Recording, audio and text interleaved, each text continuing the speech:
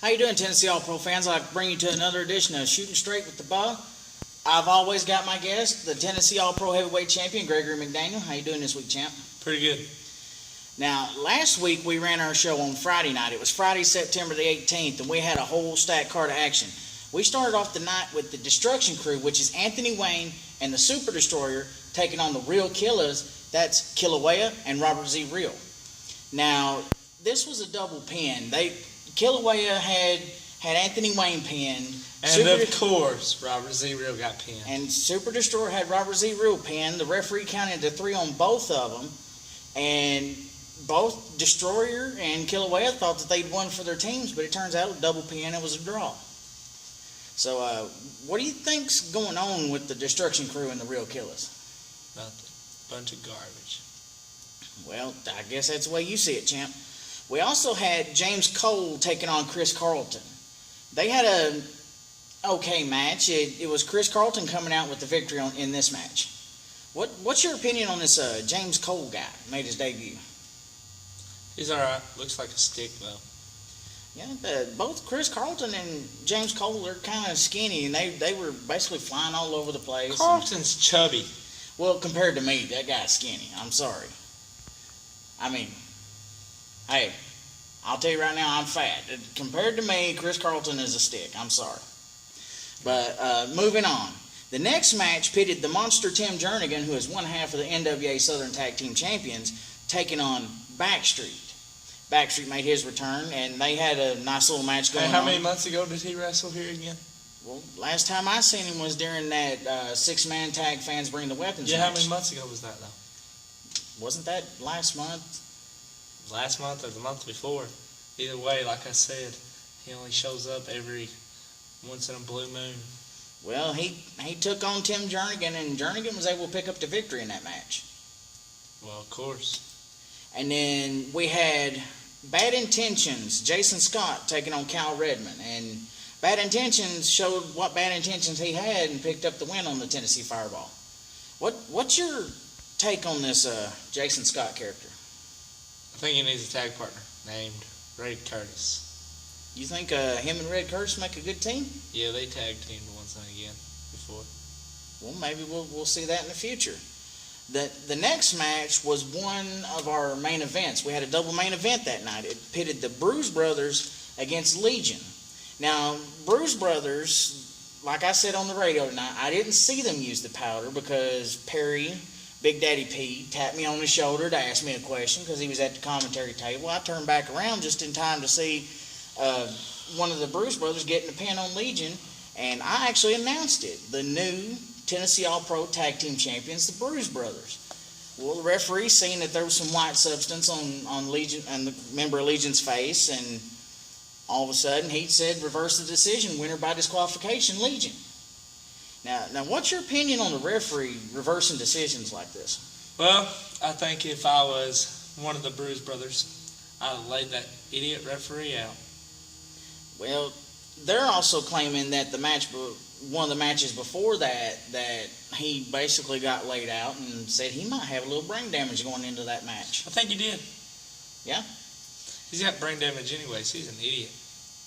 Well, I guess that's the way you see it. But this was also a fans lumberjack strap match.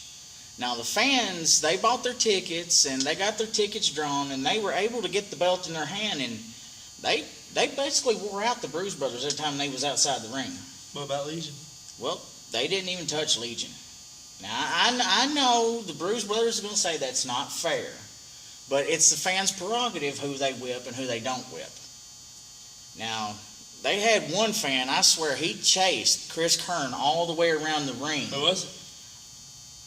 I don't know who it was. I just saw the fan chasing him with the belt all the way around the ring and just wearing him out until he rolled back. Which side was he on? He was on that side over there, the far side away from my announcer's table. What did he look like? I think he was bald-headed. Bald-head. He's got a bald head. Well, evidently. The next match was the main event. It was the Axis of Arrogance. You, the future Harley Garrett, and the Tennessee All-Pro Junior Heavyweight Champion Adam McCormick taking on CDC. Shouldn't have even happened. Well, you took on Caleb Courageous and Draven Lee. Now, the stipulation was added to the match by the general manager that if No. Caleb got on the mic, running his mouth like he always does, saying, if y'all face us and y'all beat us, which we should have, then they would leave TAP. But if they beat us, Caleb would get to face me this coming week, and Draven would get to face Adam this coming week. See, this is how they cheated to win, though. They were both in the ring at the same time, and they double-teamed our tag team partner, Harley Garrett. Now, I did see that. They did double-team Harley Garrett, and like he is a new member to the Axis of Arrogance. And y'all are still trying to train him, get him in the ways of the Axis and all that stuff. But he did lose that match. Nah. He got cheated. He didn't lose that match. He got cheated out of that match. Well, you see it your way. We see it the way the camera picked it up. You heard the promo right after the show. You were there. Yeah, I know. You might not have got to say anything, but you were there. And here's another thing. Y'all keep laying y'all's hands on me. Why y'all keep assaulting me? Because, see, if we wouldn't have got cheated out of our match, I wouldn't have to shove you and get in the camera like that. I mean, even on nights when y'all win, y'all still assault me. I'd be as calm as I am right now if I wouldn't get cheated out of my matches. Well, according to the general manager has stated that you will be defending your title and Adam will be defending his. See, Saturday night is when you'll find out if I'm defending my title or not. So basically what you're saying is if they want to know if you're going to be defending your title and if Adam's going to be defending their title, then they have to show up. They need to come to 5542 Manchester Highway, the Victory Center, in the Victory Center, and pay $6 to get in to watch me wrestle Caleb. Maybe for my title, maybe not for my title. So the fans won't know until they get there. Because, look, I never signed a contract saying I would defend my title. Now, that's true. I did not see a contract signed. And I have not agreed to defend my title this week. I only agreed to a rematch if he won. Well, you see it your way. The general manager sees it the way he wants to see it.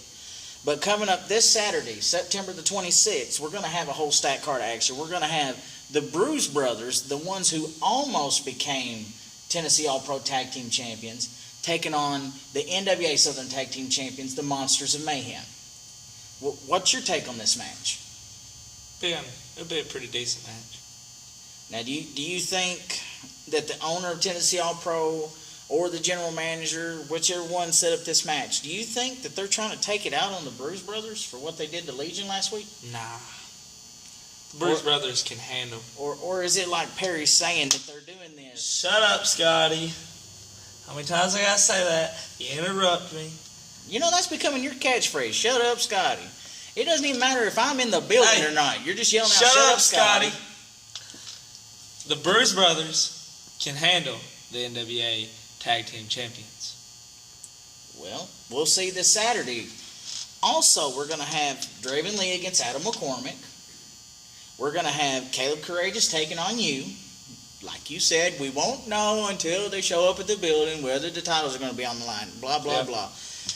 We're also going to have a rematch between the Real Killers and the Destruction Crew. That'll put you to sleep. Well, that's the same thing you said last week. It's just because Killaway and Robert Z. Reel's there. Well, like I said, you said that last week, but the fans were on their feet for that match. This coming week, we're going to have one half of Legion, Corey Prince, taking on one half of Uptown Funk, the funky sensation, Chris Carlton. Corey Prince beat him.